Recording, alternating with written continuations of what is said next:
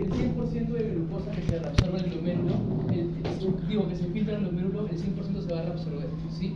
Teóricamente, nosotros que estamos sanos no deberíamos tener nada de glucosa en la orina, ¿de acuerdo? Entonces, repito, del 100% que se filtra de glucosa, el 100% se reabsorbe. Ahora, ¿cómo se reabsorbe? Es lo que tienen que aprender ahora. Del 100%, el 98% se va a reabsorber en el túbulo contorneado proximal y el 2% restante en el túbulo recto proximal.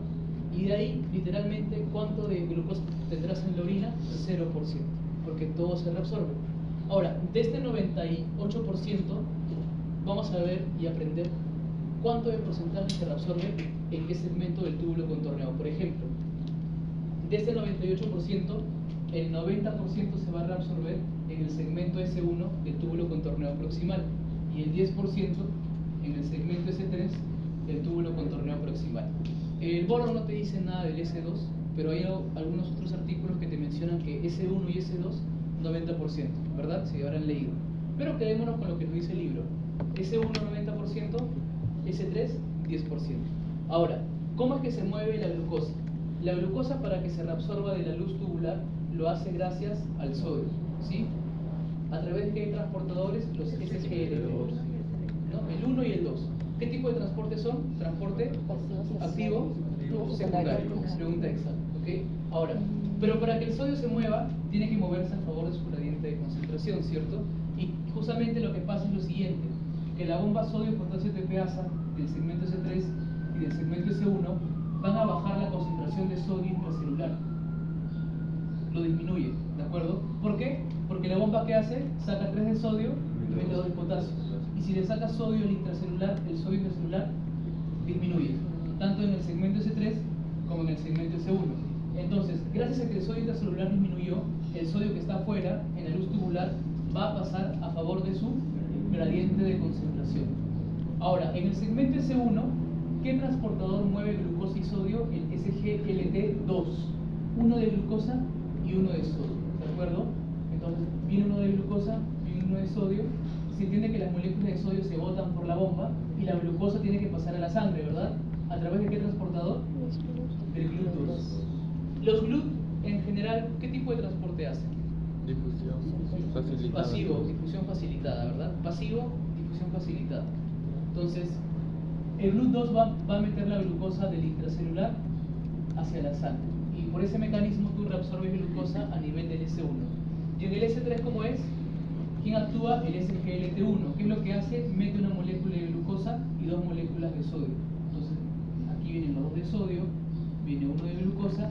Se entiende que las moléculas de sodio se van por la bomba y la glucosa, ¿por qué transportador pasa a la sangre? Por el GLUT1. ¿De acuerdo? Entonces, las preguntas de exámenes aquí son fáciles, ¿no? ¿Quién reabsorbe más? ¿Quién reabsorbe menos?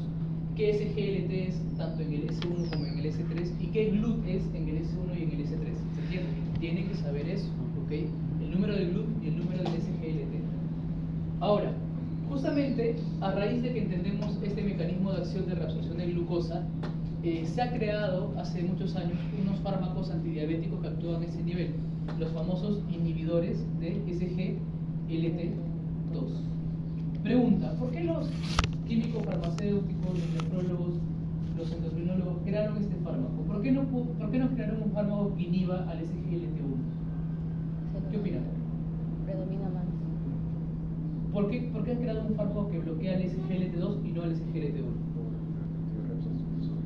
Porque ahí se da la mayor. De glucosa, ¿no? O sea, la respuesta es fácil, porque si el SGLT2 es el que reabsorbe más glucosa, se entiende que hay que atacar al que reabsorbe más, ¿cierto? Porque tampoco le vas a atacar los dos porque sería hipoglicemia, ¿no? Y moriría el paciente. ¿Me dejas entender? Entonces, ataquemos al que reabsorbe más, al SGLT2. Por eso se crearon esos fármacos, inhibidores de SGLT2. Por ejemplo, acá tenemos las famosas glifosinas. Las glifosinas. 3 ejemplos clásicos. La dapaglifosina, la empaglifosina y la canaglifosina. Entonces, no vaya a ser que te ponga estos nombres y te pregunte cuál es su target. ¿Cuál sería su target? SGLT2, su mecanismo de acción, ¿verdad? Bloquear a los SGLT2. Pregunta, si yo bloqueo a los SGLT2, poder reabsorber glucosa? No, entonces la glucosa se acumula en la luz, ¿cierto? Y si la glucosa se acumula en la luz tubular, la voy a botar por la orina, ¿verdad? ¿Cómo se llama eso? Glucosuria. Doctor, el sodio tampoco se reabsorbería, ¿no? Tampoco se reabsorbería, pero no habría hiponatremia porque hay otros mecanismos que van a meter el sodio, así que por eso el efecto en el sodio no va a ser tan relevante, más sí el efecto en la glucosa por la cantidad que reabsorbe, ¿de acuerdo? Ahora, entendiendo que hay glucosuria, entenderemos cuál es el principal efecto adverso de estos fármacos. ¿Cuál es? Las infecciones urinarias.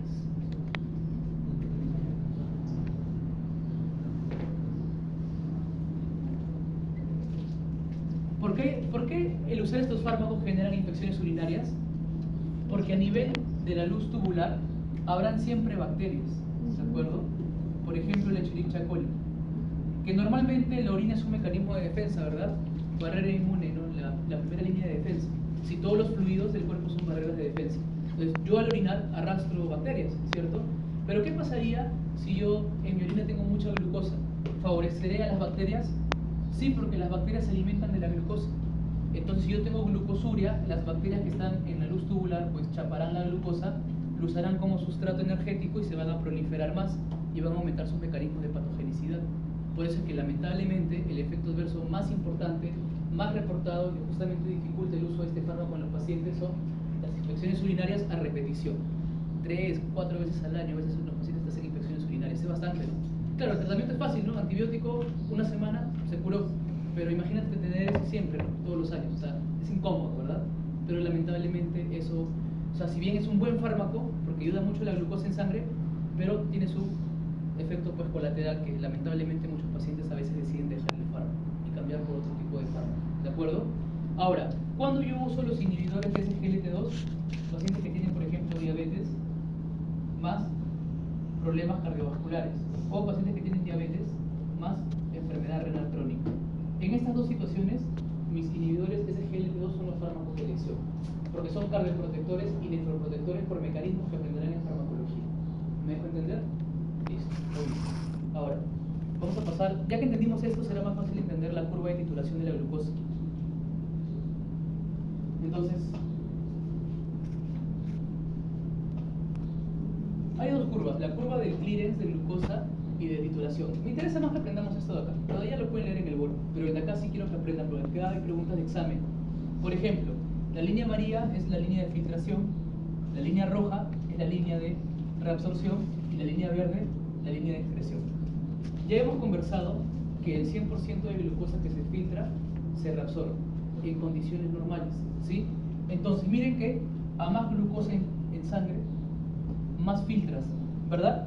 A mayor glucosa en tu sangre, más vas a filtrar, ¿se entiende? Listo. Ahora, lo de verde es la excreción, ¿cierto? Entre 0 a 200 miligramos de glucosa en sangre, pregunta, ¿se excreta algo por la orina o no? No, 0. Normalmente, si nuestra glucosa está en ese rango, entre 0 y 200, no deberíamos excretar glucosa por la orina, es lo normal. ¿Cuándo empezamos a ver ya glucosa en la orina? Cuando la glucosa en sangre pasa por encima de los 200. ¿Ves que por encima de los 200 la curva se vuelve no lineal? ¿Te das cuenta? Entonces, conclusión, por encima de los 200 ya empiezas a encontrar glucosa en la orina, ya empiezas a excretar glucosa. ¿Y cómo se llama cuando superas los 200? Se llama umbral plasmático. Entonces, ¿qué es el umbral plasmático? Es la cantidad de glucosa en sangre necesaria para empezar a excretar glucosa por la orina. ¿De acuerdo? Ahora, miremos la línea roja. ¿Qué era la línea roja? Reabsorción, ¿cierto? Te das cuenta que todo lo que filtras lo reabsorbes, ¿sí? Todo lo que filtras, línea amarilla, lo reabsorbes, línea roja, ¿verdad? Pero va a haber un momento en el cual, exacto, dejas de reabsorber. ¿A partir de cuánto de glucosa dejas de reabsorber? 400 miligramos sobre decilitro. Cuando ustedes tienen un paciente que llega a estos rangos de glucosa en sangre, ya no van a reabsorber glucosa, ¿de acuerdo? ¿Por qué? Porque se saturan los SGLT, tanto el 1 como el 2. ¿Se entiende? Esa es la explicación por la cual ya a niveles de 400 dejas de reabsorber, ¿sí? ¿Y cómo se llama cuando llegas a este punto? Se llama TM, el Tyndall máximo, o el transporte máximo de glucosa en orina. ¿Se entendió? Entonces aquí hay preguntas de examen, ¿no? ¿A partir de cuánto ves glucosa en orina? De 200. 400. ¿A partir de cuándo dejas de reabsorber glucosa? 400. ¿Qué es el umbral plasmático? ¿Qué es el Tyndall máximo? Etcétera. Esas son preguntas fáciles que deberían de saber, ¿sí? ¿Y entre 0 y 200 excretas? No, nada. ¿Se entiende? Valor normal de glucosa en sangre, por si acaso, 70-100, ¿sí? Por si acaso, ¿ok? Un diabético siempre hace glucosa más de 200 por lo general, al momento del diagnóstico. Por eso es que una forma también de ver su diabetes, entre comillas, puede ser con un examen de orina. Te pones una tira reactiva y verás glucosa positivo. Ahora respondamos algunas preguntas que lo extraje de su guía práctica. Saben que tienen una guía, ¿no? de preguntas, de los parciales. Esto lo extraje. Es lo único que encontré sobre ese tema. Por eso es que les mandé poner, pues, porque lo vi. Entonces, ¿cómo se denomina el mecanismo de transporte de glucosa en el segmento S1? SGLT2. Pero ¿cómo se denomina ese mecanismo? Transporte activo secundario. Sí, porque te están preguntando cómo se denomina el mecanismo de transporte. Mecanismo de transporte, el tipo de transporte, activo, pasivo, eso. Pregunta 19. ¿En qué segmento se reabsorbe la mayor cantidad de glucosa? Contorneo proximal S1. En el segmento S1 del túbulo contorneado proximal. Siguiente pregunta. ¿Cómo se denomina el nivel de glucosa en el cual se empieza a excretar por la orina? Umbral plasmático. Umbral plasmático. Más de 200. ¿Qué proteína transporta la glucosa hacia el intersticio en el segmento S1? El GLUT2. ¿Cómo se denomina el punto donde todos los transportadores de glucosa están ocupados o saturados? Tyndall máximo. ¿Cuánto es? ¿Mayor de? 400. Esto no lo hemos hablado, pero a ver si lo saben. ¿Qué parte del riñón es más sensible a la hipoxia? La médula. A nivel de la médula interna, principalmente, pero si hablamos más específicamente. Acá esta pregunta también es variable, ¿no? ¿Cómo lo entiendas tú? Yo lo que yo entiendo, claro, si hablo corteza y médula, la médula es más sensible. La médula interna, para ser más específico, ¿cierto? Pero yo entiendo que te preguntan qué túbulo no es más sensible a la hipoxia. Creo yo, no sé. También es una pregunta muy subjetiva. Yo pondría túbulo contorneado proximal segmento S3. Porque en el borde te dice justamente en la parte de, cuando ves la parte de neumo, cuando se utiliza la eritropoyetina, te dice que el segmento S3, de los 3 segmentos que hay, es el más sensible a la hipoxia, que es el que más EPO sintetiza. ¿Ok? Que obviamente el segmento S3 es el túbulo contorneado proximal. Y hemos conversado que ahí están las células peritubular intersticiales, ¿no? Que secretan EPO. Pero al final, esta pregunta es muy subjetiva, como tú lo entiendas, creo yo. ¿Sabes? Bueno, pero igual, al menos ya lo estamos discutiendo. ¿Sí? Entonces, ahora sí que pase el siguiente grupo, creo que es ADH, me parece. ¿Sí? Empezamos por favor.